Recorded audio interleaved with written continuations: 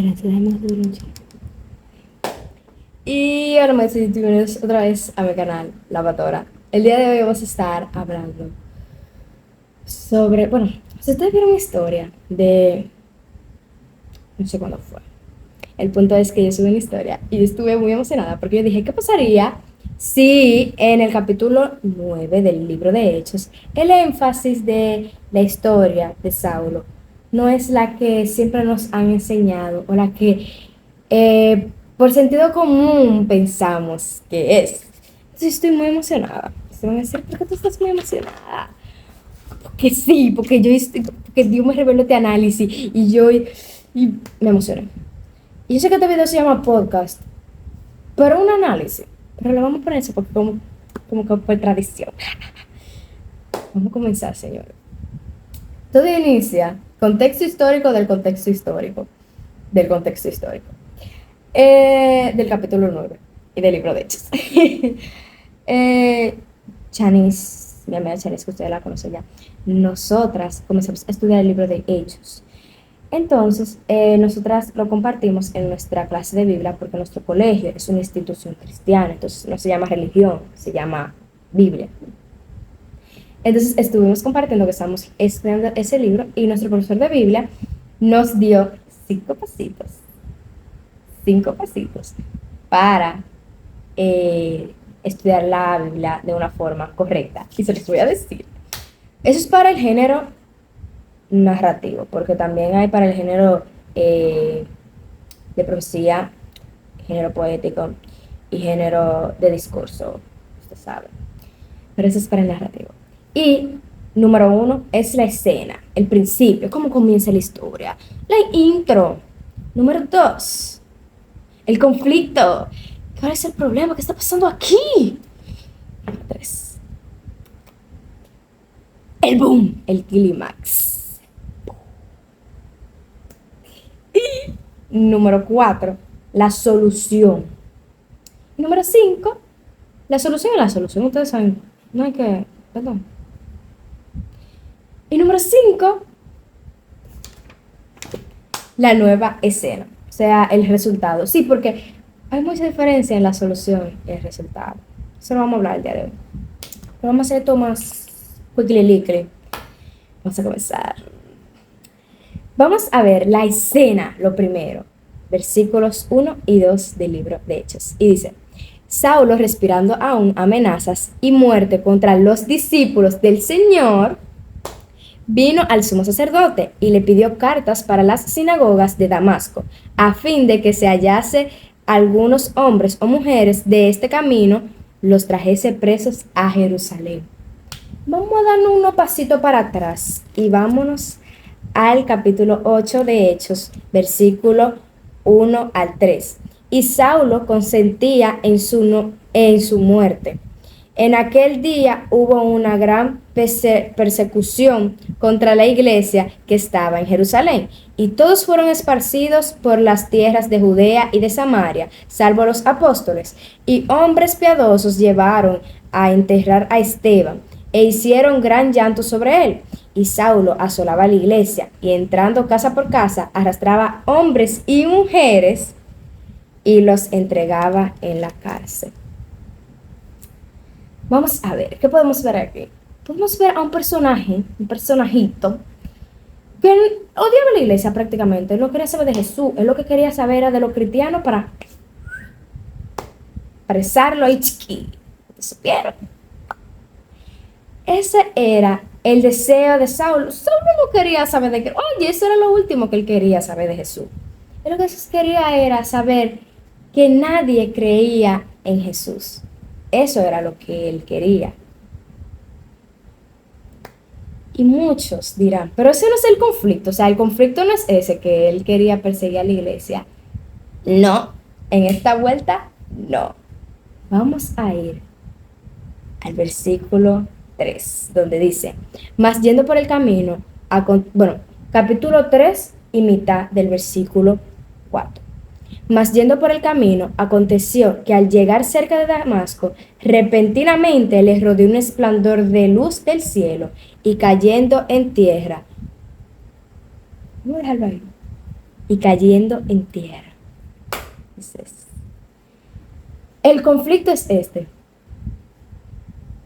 Saulo está ahí, caminando, a los cristianos, a los discípulos del Señor que iban por el camino, porque así se le decía en ese tiempo, los de este camino. Y cuando va, caen en tierra, los rodea un resplandor de luz, y él no tiene de otra que en el piso, muerto. Y no tiene que de otra de esa.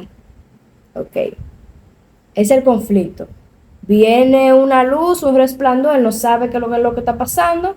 Él cae al piso tiesecito. Vamos a ver el clímax, donde hace así.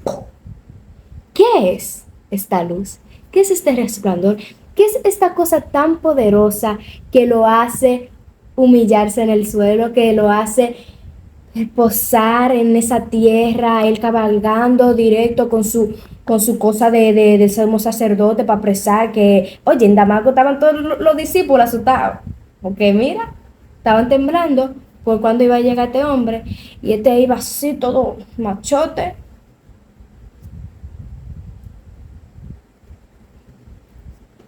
¿Qué fue tan poderoso que lo hizo en el piso?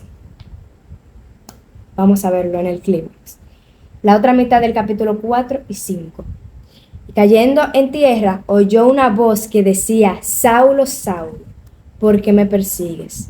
Y él dijo: ¿Quién eres, Señor? Y le dijo: Yo soy Jesús, a quien tú persigues. Dura cosa te es dar cosas contra el aguijón. ¿Qué es esto, dar cosas contra el aguijón? Facilito, facilito. Dar cosas contra el aguijón es como,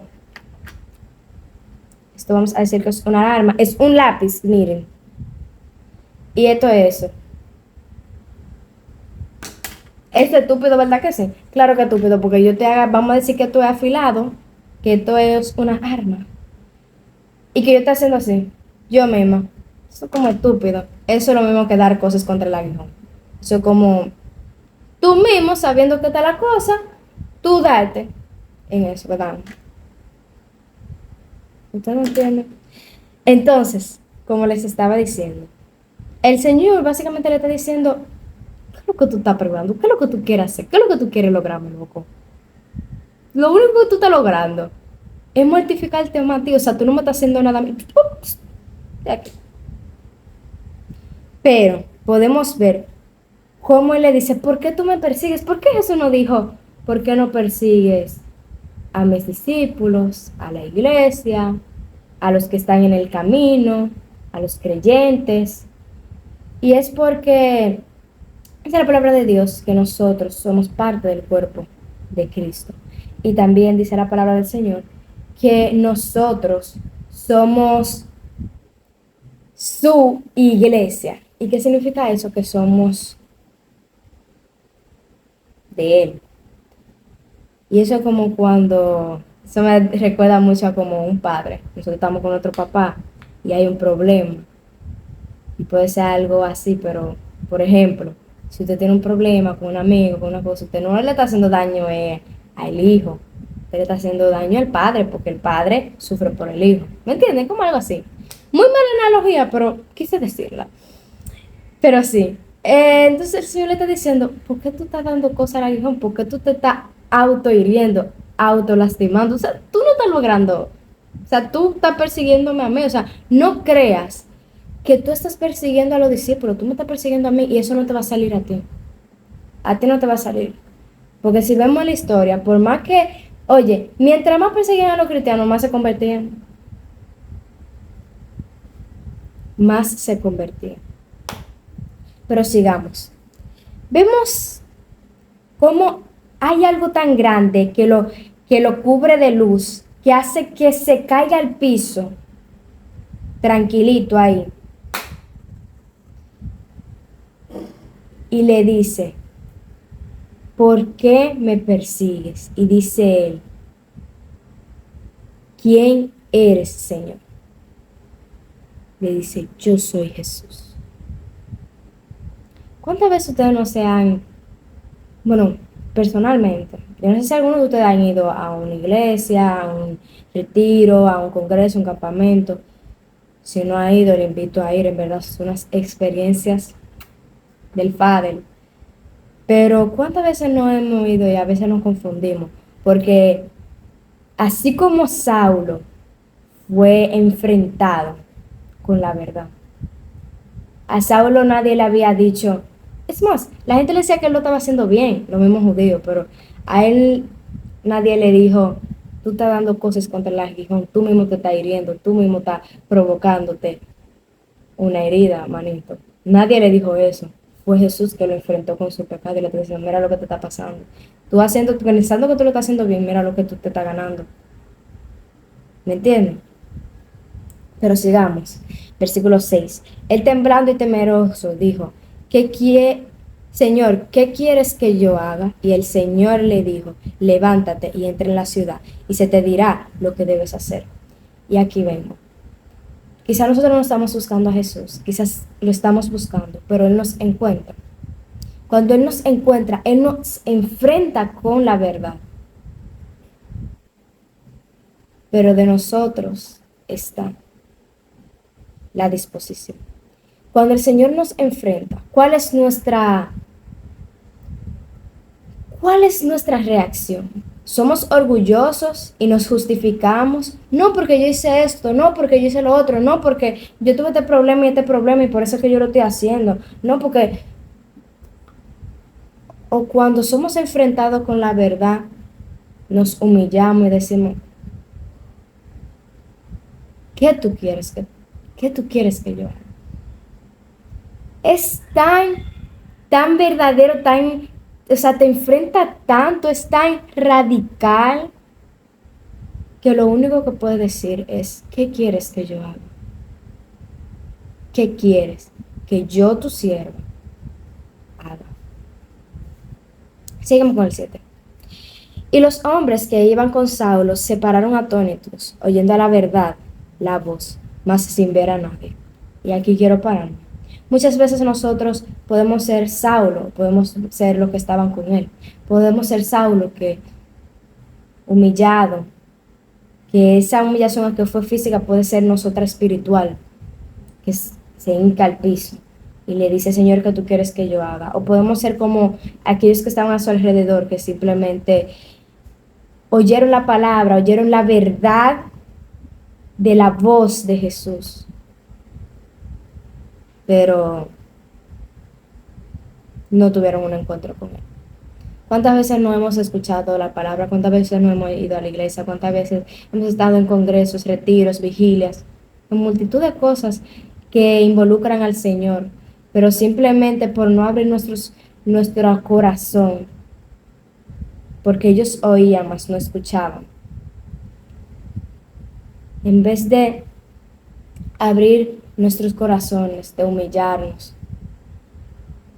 simplemente nos quedamos parados y a veces nos preguntamos cómo ellos sienten cosas y yo no. Estoy en el mismo lugar, escuché las mismas palabras y es fácil. Cada uno tiene un encuentro con Jesús de forma personal. El mismo encuentro que yo tuve no lo vas a tener tú, no lo va a tener tu hermano, no lo va a tener tu hermano, no lo va a tener tu padre, tu madre, tu vecino, tu hijo. No, todo el encuentro con Cristo es personal y es diferente. Porque Él trata cosas diferentes y específicas con nosotros. Y eso lo podemos ver con Saulo. Vamos a seguir. El versículo 8 y 9. O sea, quiero dejarle esto en claro que no crea que haciendo lo mismo paso que el otro, usted va a forzar. No. El Señor sabe cuál es el tiempo preciso. Usted no va a tener que tener un corazón dispuesto. Mientras no haya un corazón dispuesto y humillado. Ahora, si usted quiere ser como Saulo, que tuvo que el Señor venir a humillarlo, porque le voy a decir algo, mejor sabiendo la verdad uno humillarse, eso me lo dijo un profesor de Biblia, mejor uno saber y humillarse que tener que pasar por una que Dios tenga que humillar. Mejor escuchar a la primera voz, o a la segunda, o a la tercera, y no esperar la lección, a la consecuencia, porque ahí es más triste todavía. Pero seguimos. Entonces Saulo se levantó de tierra y abriendo los ojos no veía a nadie. Así que llevándolo por la mano, lo metieron a Damasco, donde estuvo 3 días sin ver y no comió ni bebió. Me paro aquí. ¿Ven cuál es la importancia de que cuando uno tiene un encuentro con el Señor, nosotros tenemos y somos enfrentados, nosotros sabemos que tenemos que mejorar cosas? Y esto que es físico, lo de Saulo, también puede ser algo para nosotros espiritual, como él estaba ciego. Así nosotros podemos reflejar cómo, aunque él estaba físicamente ciego, quizás espiritualmente él también estaba ciego. Y pues era obvio porque no era su forma, o sea, era algo nuevo que había experimentado. Pero lo interesante de aquí es que aún sabiendo que él estaba ciego, él ayunó. Y aquí viene la importancia del ayuno y la oración, porque el ayuno es una forma de sacrificio ante el Señor, que es para demostrarle, mira, yo no sé lo que está pasando, yo no sé esto, yo no sé cómo va a salir, pero mira, yo estoy sacrificando. Es un sacrificio que hacemos para el Señor, que puede ser dejando las redes sociales, dejando de hacer un hábito, un mal hábito, o dejando de comer algún tipo de comida, o haciendo ayuno de no comer nada, que eso se hace para demostrar y para someter la carne. Saulo sabía que estaba ciego, pero él sometió su carne, aún así. Dice de versículos 10 al 12. Había entonces en Damasco un discípulo llamado Ananías, a quien el Señor dijo en visión, Ananías, y él respondió, heme aquí, Señor. Y el Señor le dijo, levántate y ve a la calle que se llama derecha y busca en casa de Judas a uno llamado Saulo de Tarso, porque he aquí el ora. Esto aporta a lo que dije anteriormente. Y me voy a parar aquí. Él se humilló y le dijo al Señor, Saulo, ¿qué tú quieres que yo haga? Y la simple respuesta que dio Jesús, hasta se ve estúpida, le dijo, entra a Damasco. O sea, él iba a entrar al mismo lugar donde él iba a ir a perseguir a los discípulos de Cristo. Se veía estúpido, o sea, tú me estás llevando al mismo lugar donde yo iba. Sí, pero esta vez él ayunó y él oró. Y vamos a ver lo que pasa después. Y ha visto en visión a un varón llamado Ananías, ese es el versículo 12, que entra y le pone las manos encima para que recobre la vista. Dice el 13 y el 14. Entonces Ananías respondió, Señor, he oído de muchos acerca de este hombre, cuántos males ha hecho a tus santos en Jerusalén. Y aún aquí tiene autoridad de los principales sacerdotes para prender a todos los que invocan tu nombre. Señores, cuando uno ya entra al Evangelio, o sea, como Saulo, ya él tenía, oye, él ni bien había sido cristiano y ya tenía, él ni bien había terminado su encuentro con Jesús y ya tenía condenación y juicio. ¿Qué tú pretendes cuando tú entras al Evangelio? Papita, chocolate y fresita.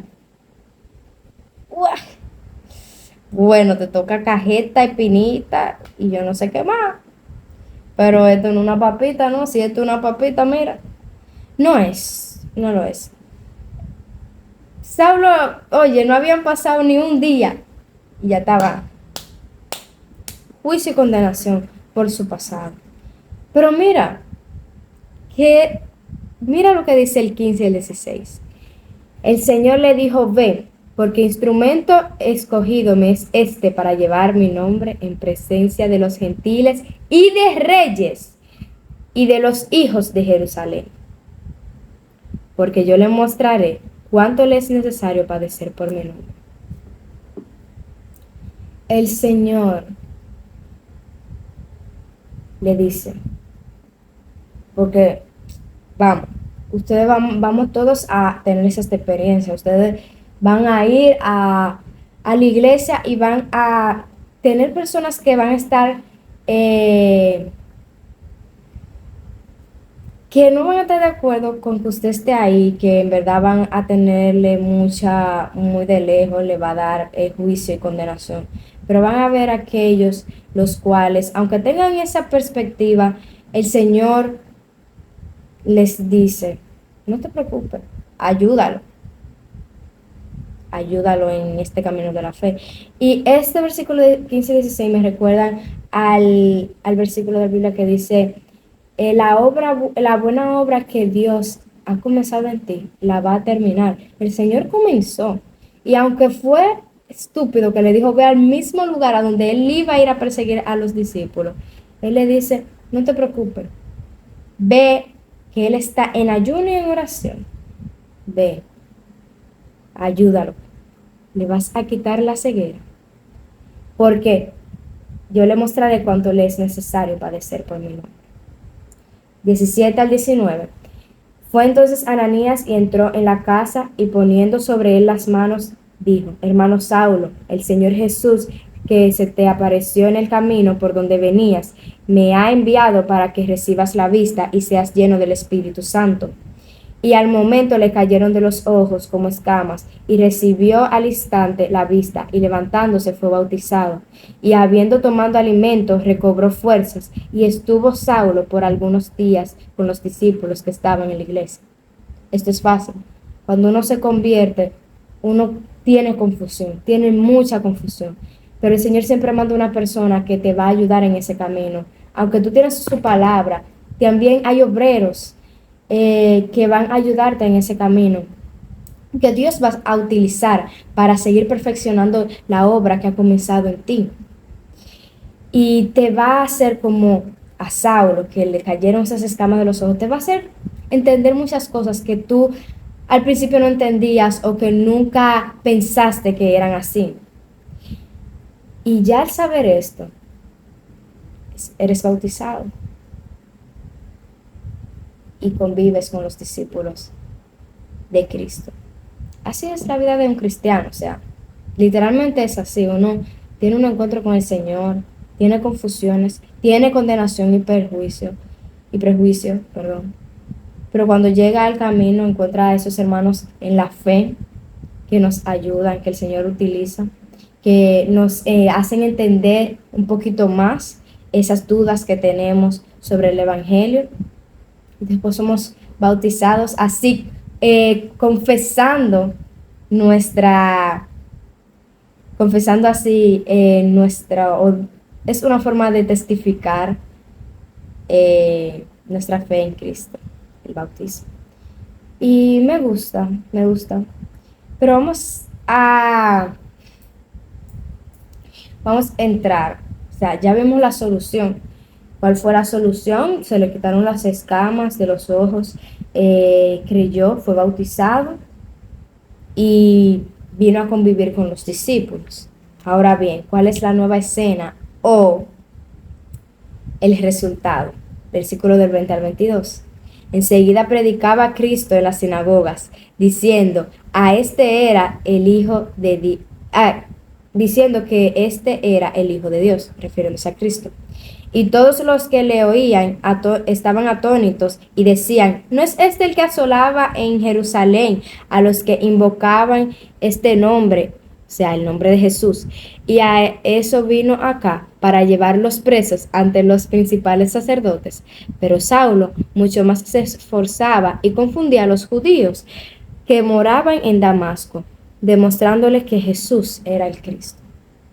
Él quizás al principio, Saulo, vio muy estúpido que, ir al mismo lugar donde yo iba a perseguir a los cristianos. Pero el Señor va a llevarnos a esos mismos lugares donde hemos sido atados o donde queríamos ir o en el mundo nos gustaba ir. Porque esa era nuestra atadura. Y ese fue el enfoque que yo le dije, wow, y es que el enfoque de esta historia es poder entender el impacto que provoca el tener un encuentro con Jesús. Apreciando así ya uno estando en el Evangelio, obviamente, lo perdido que estábamos, viéndonos reflejados en aquellos a los que llevamos el Evangelio y compartimos la verdad de Cristo. Saulo Jesús lo mandó al mismo lugar donde en el mundo él estaba atado. Porque el Señor, si por ejemplo yo tengo un problema con el alcohol, Dios me libre, el Señor no me va a llevar a donde personas que tengan problemas familiares, porque yo no tuve ese problema. ¿Cómo yo puedo ayudar a esas personas si yo no supe que era el problema? Ahora bien, el Señor sí me va a llevar a aquellos mismos lugares a donde yo iba y yo voy a poder tratar con ellos porque yo me voy a poder ver reflejado y voy a poder apreciar cuál, cuál es el amor que Dios tuvo que me pudo salvar de ese mundo, de ese pecado. Y esa es la belleza del Evangelio. Y con esto le quiero dejar. El enfoque de esto es de cuál es el impacto del poder tener un encuentro de Jesús, cómo Jesús cambia vidas, pero también es cómo nosotros tenemos la decisión de responder a ese encuentro de forma egoísta o de forma humilde. Si lo hacemos de forma egoísta va a ser el peor error de nuestra vida. Si lo hacemos de forma humilde, será lo mejor que nos habrá pasado. Iremos a aquellas personas, sí, vamos a ser maltratados, vamos a ser perseguidos, pero no se preocupen, no se aflijan, porque Jesús ya ha vencido al mundo. Amén. Creemos esta palabra. Jesús venció al mundo. Pueden venir miles de personas, vamos a ir al lugar y nos van a decir, pero este no era fulanito el que decía muchísima mala palabra, que decía mucha mala palabra, o este era fulana que se metía con tu tipo, que tenía una mala fama en el barrio. Sí, nos van a perseguir. Y vamos a hacer en muchos confusión, pero no era esta la que decía que ella nunca iba a ser cristiana, que eso era un desperdicio de vida, que él quería vivir en la calle, que él se iba a convertir cuando fuera viejo. Sí, yo era esa, pero Cristo me enfrentó y yo decidí. O sea que no pude, porque Él es mucho más poderoso. Y así mismo.